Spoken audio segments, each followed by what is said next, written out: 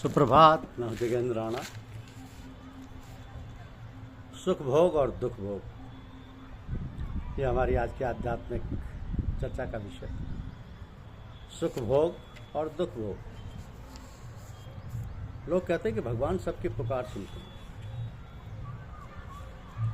परंतु मैं तो भगवान के नाम का रोज जप करता हूँ, मुझे तो कोई फायदा नहीं हुआ और ना कोई काम बना। हाँ, नुकसान जरूर हुआ है, तो क्या बात है। भगवान तो बड़े दयालु कृपालु हैं, पर मेरे ऊपर नई नई आपत्ति और विपत्ति आए दिन खड़ी रहती है। कभी सोचता हूँ कि ये सब पूजा पाठ छोड़कर दुनियादारी का अपना काम करूँ, क्यों इतना समय भगवान के भजन में व्यर्थ लगाएं। किंतु क्या करूँ, कुछ आदत से बन गई है, मन ही नहीं मानता। बैठ जाता हूँ और खाना पूरी कर लेता हूँ। शायद करते करते कभी कुछ फ़ायदा भी हो जाए। अभी तो बस नुकसान ही नुकसान दिखाई दे रहा है। घर वाले और मोहल्ले वाले ताना देते हैं कि जब से तुमने पूजा पाठ करना शुरू किया तब से सब चौपट हो रहा है, क्यों नहीं ये सब बंद कर देते। एक दिन द्वार पर बैठा है, सोच रहा था, वो 1.5 दिन में पड़ा था, तभी एक भिखारी सामने आकर खड़ा हो गया। बोला, भूखा हूँ, कुछ खाने को चाहिए। मैंने कहा, सवेरे सवेरे ही तुमको भूख लगाई है, वो तो खाना भी नहीं बना। खाना तो क्या, अभी तो नाश्ता पानी भी नहीं हुआ। बोला, भाई कुछ रात का बच्चा कुच्चा रखा हो, बाल बच्चों का घर है, जो कुछ छोड़ा दो जिससे तसल्ली हो जाए। पेट भूख के मारे कुड़कुड़ा रहा है। मैंने कहा, अच्छा बैठो, ज़रा ठहरो, अभी लाता हूँ। और मैं अपनी रोज़मर्रा की पूजा की खाना पूरी करने लगा, ताकि जल्दी समाप्त करके उसके लिए खाना ले जाऊँ। तो क्या कि रोज़ पूजा जहाँ आधे घंटे में समाप्त हो जाती थी, आज काफ़ी देर हो गई। इतने में अंदर से आवाज़ आई कि आज बड़ी देर हो गई, भैंस तक नहीं लगाई। मैं एकदम चौंक पड़ा। भिखारी भी बोला, देर हो गई, अब मैं चला। मैंने कहा, नहीं ठहरो, अभी कुछ खा कर जाना। मैंने जल्दी में भैंस धुई, दूध लेकर अंदर गया। जल्दी से दूध में रोटी मिलाई, थोड़ा सा गुड़ लिया और भिखारी के पास ले गया। उसने बड़े प्रेम से खाया और चलते चलते आशीर्वाद दे गया, खूब फलो फूले, भगवान अपनी दया कृपा बनाए रखे। मैंने रोकना चाहा पर वो नहीं रुका। अब तो उसी दिन से हमारे यहाँ मानो लक्ष्मी फूट पड़ी। सब काम बड़े मज़े से होने लगे, ना कोई चिंता है ना परेशानी। सब मालूम होता है कि पूजा ने अवसर दिखाया।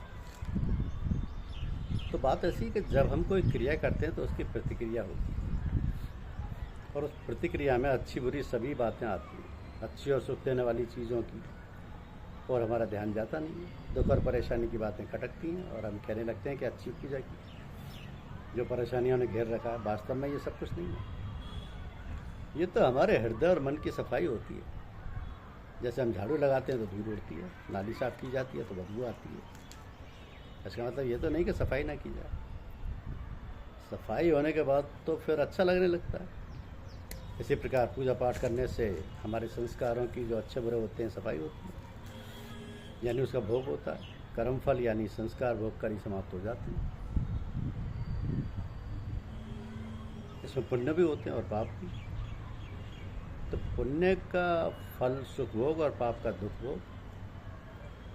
तो मुख में तो हमें ख्याल आता नहीं, दुख में हम विचलित होते हैं।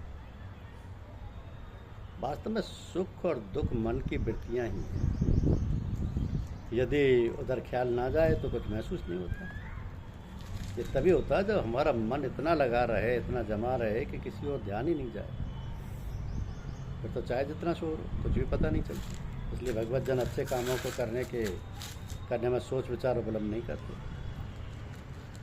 जैसे दुनिया के कार्य करना अनिवार्य है और हमें करना है, तो हम करते रहते हैं। खेत जोता, बोया, सींचा, खाद डाली, इतनी मेहनत की और पैदावार भी इतनी भी नहीं हुई कि बीज ही निकल आता। अब इसका मतलब ये तो नहीं है कि हम खेती करना बंद कर दें। कोई कमी रह गई होगी, कोई बात हो गई होगी जो पैदावार नहीं हुई, तो उसमें चिंता की क्या बात है, फिर होगा। कर्तव्य पालन करते रहना चाहिए। फल देना तो भगवान के हाथ की बात है ना। मुख्य बात तो है पुरुषार्थ करते जाना, क्योंकि मन तो उधेड़-बुन में लगा है। तरह तरह के विचार उठ रहे हैं, चंचलता है और चपलता है। ना जाने कहाँ कहाँ के ज़मीन आसमान के कुलावे लगा रहा है। मन चाहता है कि वो एकाग्र हो जाए, ध्यान लग जाए और समाधि की दशा पैदा हो जाए। तो कैसे हो? पहले तो हम ये जाने कि मन एकाग्र कैसे हो। और ध्यान कैसे लगाया जाए। तो क्या एकाग्रता और ध्यान अलग अलग बातें हैं? हाँ, ऐसी बात है। एकाग्रता और ध्यान में अंतर है। हमारे चित्त की वृत्तियाँ चारों ओर फैली हुई हैं, उनको समेटकर एक जगह, एक वस्तु पर, किसी एक बिंदु पर, किसी मूर्ति पर लगाना एकाग्रता है। जब वो सारी वृत्तियाँ चारों ओर से सिमटकर एक जगह एकत्रित हो जाती हैं, तब हुई एकाग्रता। और एकाग्र होकर जिस पर एकाग्र हुई हैं उसका रूप ग्रहण कर लेना कहलाएगा ध्यान करना। तो जब ध्यान करते हैं तो 3 चीज़ें होती हैं, ध्याता, ध्यान और ध्येय। अब ध्याता माने ध्यान करने वाला, ध्यान माने ध्यान की प्रक्रिया, या यूँ कहिए मन को किसी चीज़ में लगाना, और ध्येय माने जिस चीज़ पर ध्यान लगाया जाता है या जिनका ध्यान किया जाता है। तो इस क्रिया में ध्यान करने में ऐसी दशा पैदा हो जाती है कि अपना ख्याल ही नहीं रहता। यानी ध्यान करने वाला ये भूल जाता है कि मैं ध्यान कर रहा हूँ, साथ ही ध्यान करने की प्रक्रिया का भी बोध नहीं रहता, केवल ध्येय वस्तु ही रह जाती है। तो इसका मतलब ये हुआ कि हम सब भूल जाते हैं, केवल ध्येय रह जाता है। जब ना अपना ख्याल है ना ध्यान करने का ख्याल है, तब यह दशा होती है ध्यान की। इसको कहते हैं मन का निर्विषय होना। तो निर्विषय माने हैं विषय रहित हो जाना।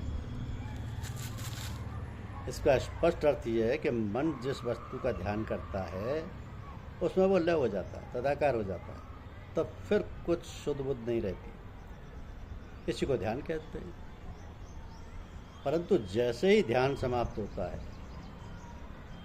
मन फिर अपने असली रूप में आ जाता है, फिर वही उधेड़, वही उछल कूद, वही चंचलता, वही चपलता। तो इस प्रकार जब हम घंटों ध्यान में रहें, तब कहीं ध्यान के प्रभाव से हमारे अंतर में शांति पैदा होती है। इसमें काफ़ी समय की आवश्यकता है, एकांत की ज़रूरत है, खान पान में सावधानी की भी ज़रूरत है।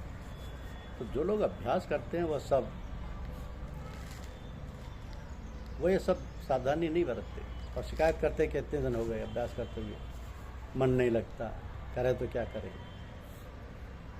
इसका एक सीधा सादा सरल तरीका है जिसको आप हर समय कर सकते हैं, और वो है सचेतन रहना, सावधान रहना या जागरूक रहना। अब सचेतन माने हैं हमारे अंतर में जो विचार उठते हैं उनको देखते रहना, ऐसे देखना जिससे हमारा अहम नाकाम करे, केवल देखता रहे सावधानीपूर्वक। अपना पराया का ख्याल, अच्छे बुरे का ख्याल, पसंदगी नापसंदगी का ख्याल ना रहे, केवल उसको देखता रहे। तो हम जब निरपेक्ष भाव से देखेंगे, क्या, क्यों और कैसे का भाव नहीं लाएंगे, तब फिर उसका प्रभाव होगा। तब उसका प्रभाव होगा ही नहीं। और इस प्रकार विचार चलते जाएंगे, हटते जाएंगे, जैसे हम सिनेमा के पर्दे पर रील चलती हुई देखते हैं। इस प्रकार विचार चलते जाएंगे, हटते जाएंगे, जैसे हम सिनेमा के पर्दे पर रील चलती हुई देखते हैं। तो सिनेमा के पर्दे पर जो दृश्य आते हैं उन्हें केवल इस विचार से देखें, ये तो रील चल रही है, दृश्य आ जा रहे हैं, हमारा इनसे कोई सरोकार नहीं। इस प्रकार देखने में सावधानी या जागरूकता में जो विचार मानस पटल पर आते जाते रहते हैं, उन्हें केवल दृष्टा बनकर देखते रहें। इस प्रकार ध्यान की एक प्रक्रिया बन जाएगी, एकांतिक अवस्था पैदा हो जाएगी, शांति पैदा हो जाएगी। तो इस प्रकार गहन नीरवता और शांति पैदा हो जाएगी। तो हम हृदय की गहराइयों में उतर जाएंगे। तब फिर हमें जो कुछ दिखलाई दे पड़ेगा वो होगा अपना आपा, आत्म प्रकाश और आत्मदर्शन। यही ईश्वरीय कृपा से देखना होता है। ईश्वर के भरोसे रहिए, परमात्मा सब कुछ अच्छा करते हैं, परमात्मा दयालु हैं, कृपालु हैं। धन्यवाद।